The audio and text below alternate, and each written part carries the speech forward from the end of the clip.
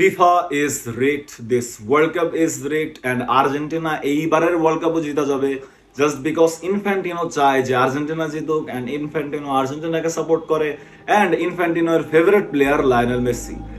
And এটা ভাই নতুন কোনো কিছু না, আমি লাস্ট ম্যাচের কথাই যে শুধু বলবো এরকম কিছু না, যে লাস্ট ম্যাচে যেমন এক জায়গায় মোহাম্মদ সালাহর একটা ফাউল করা হয়েছিল, আমি ওইটারে ফাউল বলতেছি না, অ্যান্ড আর্জেন্টাইন সাপোর্টার্সরা ওইটারে নিয়ে ফাউল করতেছে না, ওইটারে ডিপেন্ড করে যাইতেছে।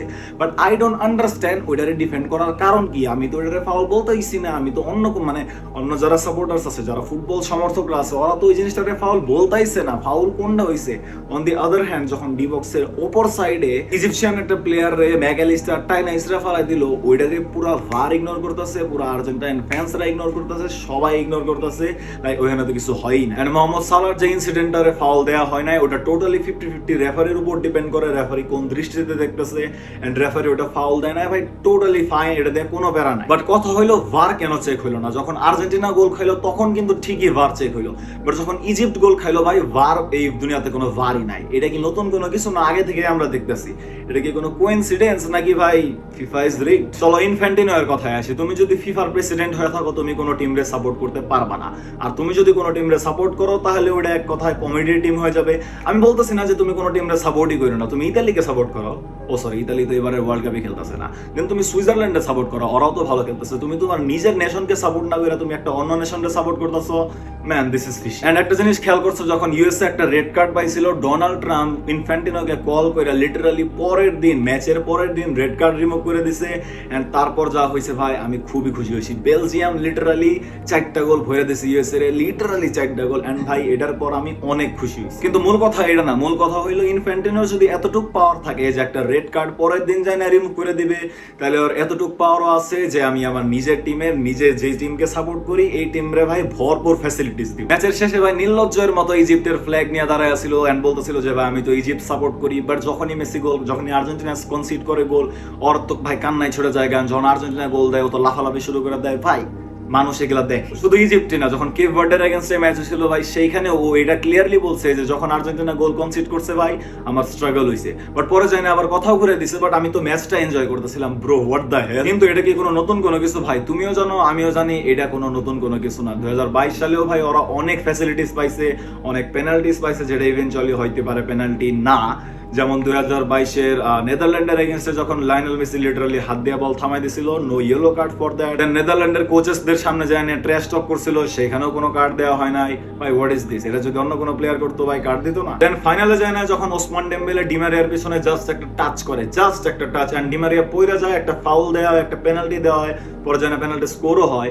দেন ম্যাচ শেষে যখন এটা অফিসিয়ালস দেয়, বড় বড় রেফারিদেরকে আস্ক করা হয় যে was it a penalty, guess what, 95% of the referees ভাই বলছিল যে এটা পেনাল্টি কোনোভাবেই না, মাত্র 5% এগ্রি করছিল। বাট একটা কথা, তুমি মানো আর না মানো, মেসি কোনোদিনও ফিফারে কিনে নাই, কোনোদিনও কিনতেও পারবো না। ইভেন আর্জেন্টিনার এতটুকু সামর্থ্য নাই যে ওরা ফিফারে কিনতে পারবো।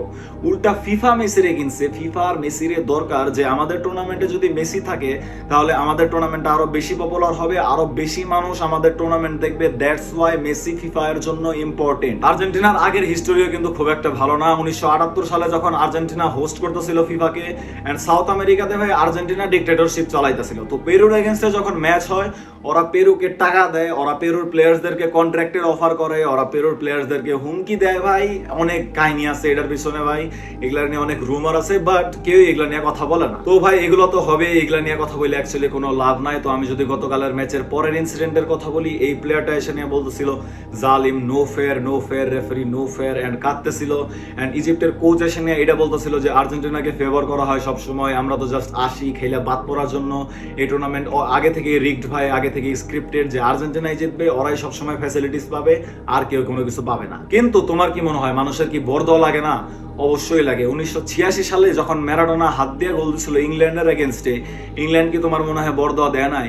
এন্ড পরে যায় না, এই গোল হওয়ার পর পরে যায় না, ম্যারাডোনা নিজেই অ্যাকসেপ্ট করছে, এন্ড নিজেই একটা বানিয়ে দিছে, নিজের একটা নাম দিছে যে little by a head of Maradona and little by a hand of god.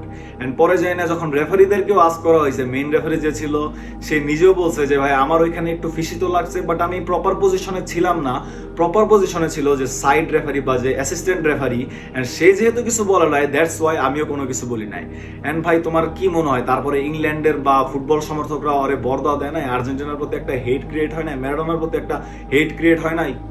অবশ্যই এসে। আর তারপরে দেখা যেতেছিল যে আর্জেন্টিনা বছরের পর বছর স্ট্রাগল করছে, দেন যায় না লিওনেল মেসি দ্য গোট যখন আসছে, তারপরে যায় না আর্জেন্টিনা ওয়ার্ল্ড কাপ জিতছে ইভেনচুয়ালি, পরে যায় না।